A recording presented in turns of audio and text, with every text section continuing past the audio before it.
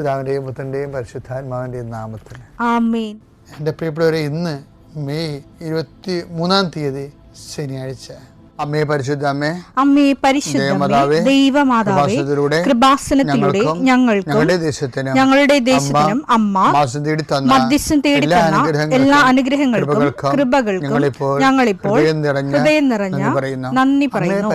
അമ്മേ പരിശുദ്ധമ്മേ ദൈവമാതാവേ, 2004 ഡിസംബർ 7 ഉച്ചകഴിഞ്ഞ് 2:30 കൃപാസനത്തിൽ സംഭവിച്ച അമ്മയുടെ പ്രത്യക്ഷപ്പെടലിനെ കുറിച്ച് സമർപ്പിച്ചിരിക്കുന്ന പഠനരേഖകളുടെ സഭാത്മകമായ പഠനം ആരംഭിക്കുവാൻ ഞങ്ങൾ പ്രാർത്ഥിക്കുന്നു.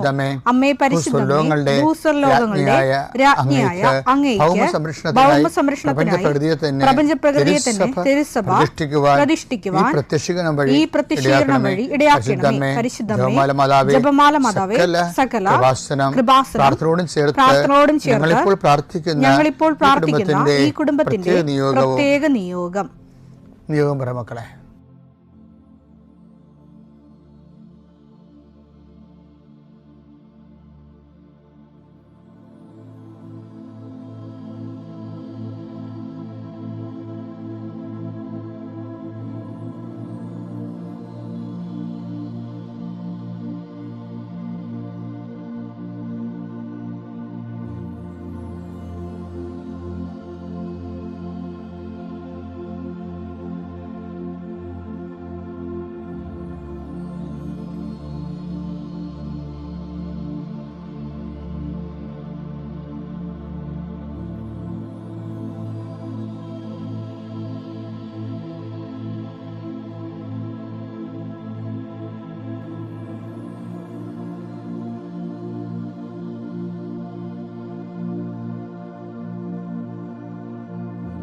അമ്മയുടെ പ്രത്യക്ഷീകരണത്തിന്റെ ഈ അനുഗ്രഹവേളയിൽ ഞങ്ങൾക്ക് സാധിച്ചു തരുവാൻ കനിയണമേ.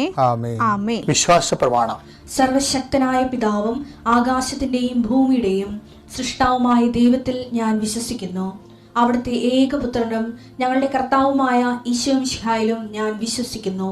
ഈ പുത്രൻ പരിശുദ്ധാത്മാവിനാൽ ഗർഭസ്ഥനായി കന്യകാമറിയത്തിൽ നിന്ന് പിറന്ന് പൊന്തിയോസ് പീലാത്തോസിന്റെ കാലത്ത് പീഡകൾ സഹിച്ച് കുരിശിൽ തറയ്ക്കപ്പെട്ട് മരിച്ച് അടക്കപ്പെട്ട് പാതാളങ്ങളിൽ ഇറങ്ങി മരിച്ചവരുടെ ഇടയിൽ നിന്ന് 3-ാം നാൾ ഉയർത്ത് സ്വർഗത്തിലേക്ക് എഴുന്നള്ളി സർവശക്തിയുള്ള പിതാവായ ദൈവത്തിന്റെ വലതുഭാഗത്തിരിക്കുന്നു.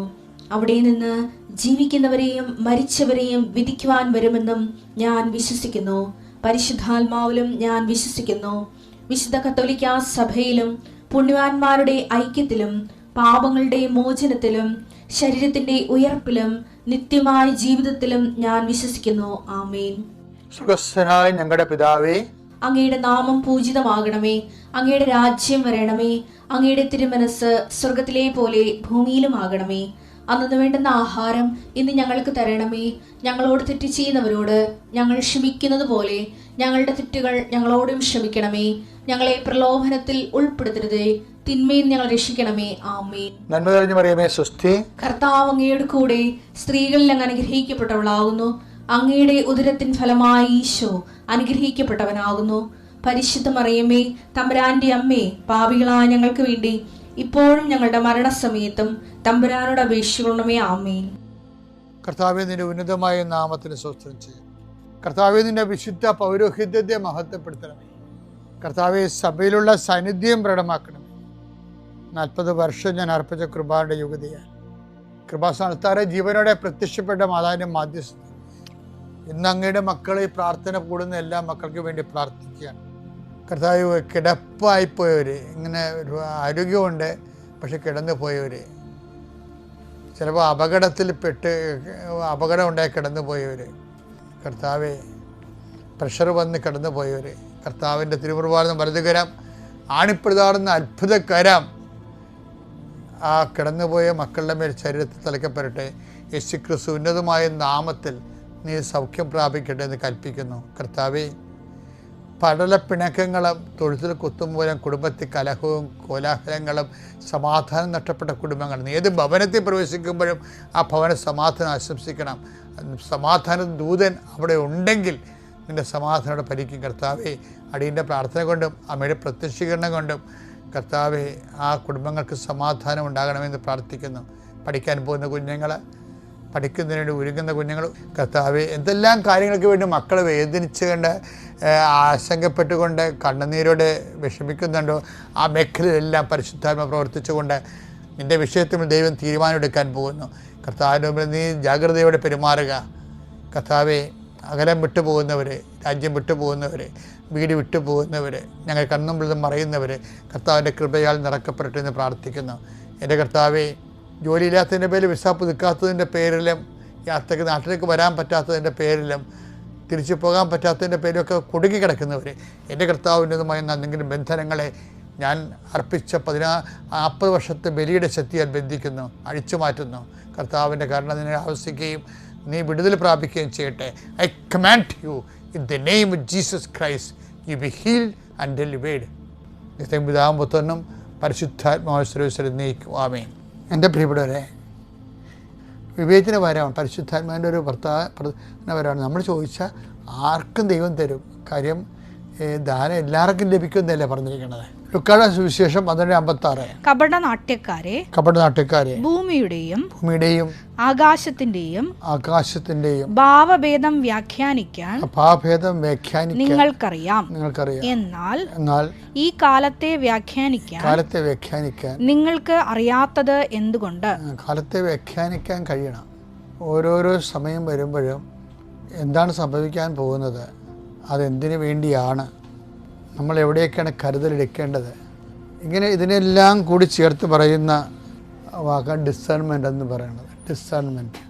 ഡിസേൺമെൻറ്റ് ചിന്തിക്കുമ്പോൾ കിട്ടേണ്ടതല്ല, ഓട്ടോമാറ്റിക്കായിട്ട് കിട്ടേണ്ടതാണ്. കർത്താവ് ചോദിക്കുന്ന ചോദ്യമില്ലേ, വാട്ട് സ്പിരിറ്റ്സ് ലീഡ്സ് യു? അപ്പോൾ അവരുടെ സ്പിരിറ്റ് എന്താണെന്ന് മനസ്സിലായി, ശരിക്ക് സ്പോട്ടിൽ മനസ്സിലാക്കണം. ലുക്ക 9:54. ഏത് വിധത്തിലുള്ള ആത്മാവാണ് നിങ്ങൾക്കുള്ളത് എന്ന് നിങ്ങൾ അറിയുന്നില്ല. ഇതിനാണ് വിവേചനം എന്ന് പറയുന്നത്. സംഭവം കേൾക്കുമ്പോൾ വിവേചനം നമുക്കിപ്പോൾ ഞങ്ങൾക്കൊക്കെ ഇത് കൂടാൻ പറ്റത്തില്ലല്ലേ. ഒരാൾ നിറച്ചിങ്ങനെ ആൾക്കാർ നിൽക്കുകയല്ലേ, സെക്കൻഡുകൾക്കുള്ളിൽ റിസൾട്ട് പറഞ്ഞു പോകണ്ടേ. അപ്പോൾ സ്വാഭാവികമായിട്ട് അവർ പറയണത് യെസ് ഓർ നോ പറയേണ്ടി വരും. ചിലപ്പോൾ യെസ് നോ പറയേണ്ടി വരും. അതിന് നമ്മൾ നല്ല ഒന്നാമത്തെ ജാഗ്രത വേണം, ദൈവജാഗ്രത വേണം, ദൈവമായിട്ട് നല്ല റിലേഷൻസ് വേണം.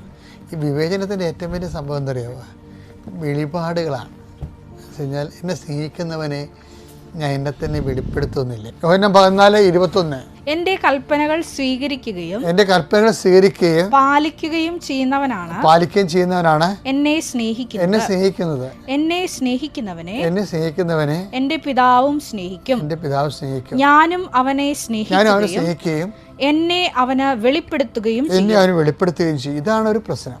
വിവേചന വരത്തിന് സഹായിക്കുന്നത്, വിവേചനം ഒരു വെളിപാടാണ്. ശരിക്കും കർത്താവുമായി നല്ല ബന്ധമുള്ളവരാകുമ്പോൾ അതിനകത്തുള്ള വിഷയം നമ്മൾ നശിക്കാൻ ദൈവം ആഗ്രഹിക്കത്തില്ല, നമുക്ക് തെറ്റുവരാൻ ദൈവം അനുവദിക്കത്തില്ല. അതാണ് എൻ്റെ നിർമ്മലൻ അഴിഞ്ഞു പോകാൻ അനുവദിക്കത്തില്ല. എല്ലാം ഇന്റർകണക്റ്റഡ് സങ്കീർത്തനം 16:10. അവിടുന്ന് എന്നെ പാതാളത്തിൽ തള്ളുകയില്ല, അങ്ങയുടെ പരിശുദ്ധൻ ജീർണിക്കാൻ അനുവദിക്കുകയില്ല. നമുക്ക് ഇടറുണ്ടാകാൻ ദൈവം അനുവദിക്കത്തില്ല. അതുകൊണ്ട് അപ്പം തന്നെ പറയും ഇത് ശരിയാണ് അല്ലെങ്കിൽ തെറ്റാണെന്ന് പറയും. വിവേചനപരത്തിൻ്റെ ഒരു സോഴ്സ് ഇൻറ്റിമസിയാണ്. ശരിക്കും ഡിസേൺമെൻറ്റ് ഔട്ട് ഓഫ് ഇൻറ്റിമസിയാണ് വരുന്നത്. നമ്മൾ ഇത്രയും നാൾ പഠിച്ച ദൈവശാസ്ത്രങ്ങളല്ല അതിൻ്റെ അകത്ത് വരുന്നത്. ഇതൊരു കരിസ്മാറ്റിക് തിയോളജിയാണ് അതിനകത്ത് വരുന്നത്. അതിൻ്റെ വെളിച്ചത്തിലാണ് കാര്യം ദൈവശാസ്ത്രജ്ഞന്മാരല്ല ശരിക്കും ബൈബിളിൻ്റെ ഉപകരണമായിട്ട് വന്നത്, അപ്പോസ്റ്റലിക് കരിസ്മാറ്റിക്സാണ്. അതാണ് വിഷയം. അവർക്ക് വെളിപ്പെട്ട് കിട്ടിയ കാര്യങ്ങളാണ്, ദൈവസ്നേഹത്തിൽ അവർക്ക് വെളിപ്പെട്ട് കിട്ടിയ കാര്യങ്ങളാണ്. അതിൽ നമ്മൾ പിന്നീട് ദൈവശാസ്ത്രം കണ്ടെത്തിയതാണ്. ഈ അപ്പോസ്റ്റലന്മാർ പറഞ്ഞത് ദൈവ അനുഭവങ്ങൾ അധിഷ്ഠിതമായിട്ടുള്ള വെളിപാടുകളാണ് പറഞ്ഞിരിക്കുന്നത്. അതിനകത്തൊന്നാണ് വിവേചനം എന്ന് പറയുന്നത്. വിവേചനത്തിൻ്റെ സോഴ്സാണ്. അപ്പം എപ്പോഴും എൻ്റെ മക്കൾ ദൈവസ്നേഹമുള്ളവരായിരിക്കാൻ, ആ സ്നേഹം ദൈവത്തിനെ കൂടി മനസ്സിലാക്കാൻ വേണ്ടി ശ്രദ്ധിച്ചാൽ വിവേചനം പെട്ടെന്നുണ്ടാകും. പിതാവിൻ്റെയും പുത്രൻ്റെയും പരിശുദ്ധാത്മാവിൻ്റെ നാമത്തിൽ.